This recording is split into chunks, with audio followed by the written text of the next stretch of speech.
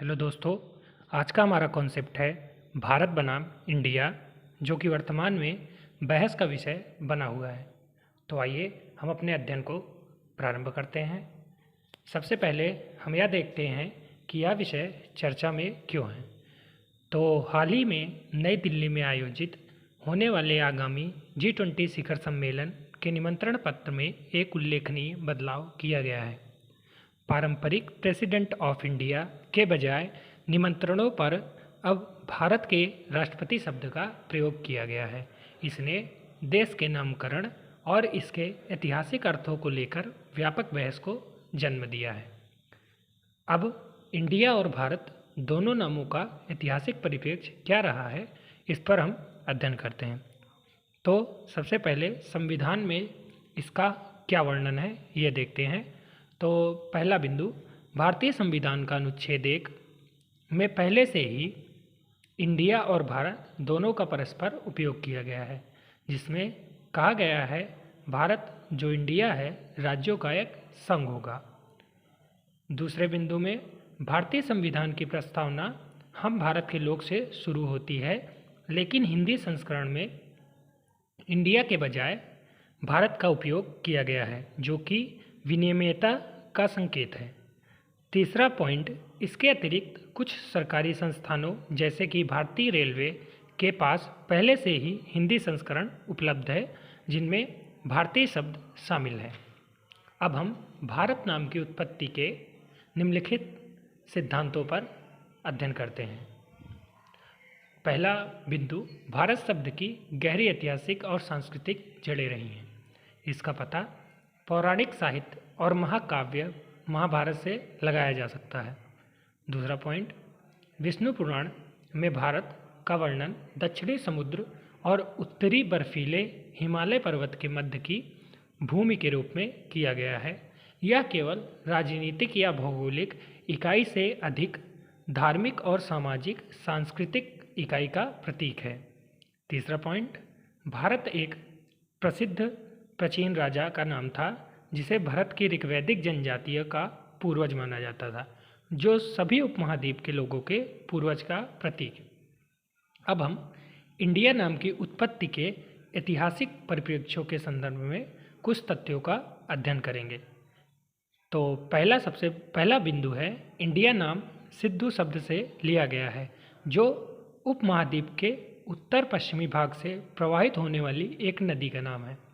दूसरा बिंदु, प्राचीन यूनानियों ने सिंधु नदी के पार रहने वाले लोगों को इंदुई कहा, जिसका अर्थ है सिंधु के लोग। तीसरा पॉइंट, बाद में फारसियों और अरबों ने भी सिंधु भूमि को संदर्भित करने के लिए हिंद या हिंदुस्तान शब्द का प्रयोग किया। और अंततः लास्ट पॉइंट, यूरोपीय लोगों ने इन स्रोतों से इंडिया नाम अपनाया और ब्रिटिश औपनिवेशिक शासन के बाद यह देश का आधिकारिक नाम बन गया। अब हम अपनी चर्चा को आगे बढ़ाते हुए इंडिया और भारत के संबंध में संविधान सभा में क्या बहस हुई, इस पर चर्चा करेंगे। तो देश के नाम को लेकर यह बहस नई नहीं है।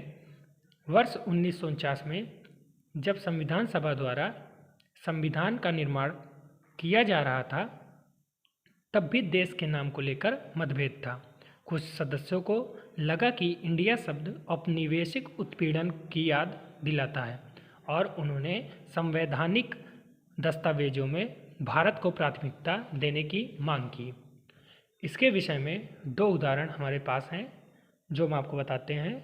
तो पहला है, हरिगोविंद पंत ने तर्क दिया कि भारतवर्ष नाम चाहता है, वे विदेशी शासकों द्वारा दिए गए भारत शब्द को खारिज करना चाहते थे। दूसरा उदाहरण हमारे पास, हरि विष्णु कामत ने भारत के प्रयोग की मिसाल के रूप में सिफारिश की संविधान का उदाहरण दिया, जिनमें स्वतंत्रता के बाद नाम बदल दिया गया। मतलब जो आयरिश संविधान है उसमें स्वतंत्रता के बाद देश का नाम बदल दिया गया। उसी के तर्क में इन्होंने भी यह बात सुनिश्चित की कि भारत का नाम भी बदला जाना चाहिए। अब हम इस मुद्दे पर भारत सरकार और भारतीय न्यायपालिका द्वारा जो निर्णय दिया गया है, नवीन निर्णय, उसके मुद्दे पर चर्चा करेंगे। तो पहला, वर्ष 2015 में केंद्र ने यह कहते हुए नाम परिवर्तन का विरोध किया कि संविधान निर्माण के समय निर्माताओं के मध्य यह विचार विमर्श पहले से ही हो चुका था। दूसरा, सर्वोच्च न्यायालय ने इंडिया का नाम बदलकर भारत करने की याचिका को 2 बार खारिज कर दिया था, एक बार 2016 में तथा दूसरी बार वर्ष 2020 में। यह तर्क देते हुए भारतीय न्यायपालिका ने इसको खारिज किया कि भारत और इंडिया दोनों शब्द का उल्लेख भारत के संविधान में है। अब भारत और इंडिया शब्द दोनों के हमने ऐतिहासिक परिप्रेक्ष्यों को ध्यान में रखते हुए अध्ययन कर लिया। इसके साथ ही एक अतिरिक्त विषय पर और नाम पर जो भारत का ही नाम है उस पर हम थोड़ी सी चर्चा कर लेते हैं।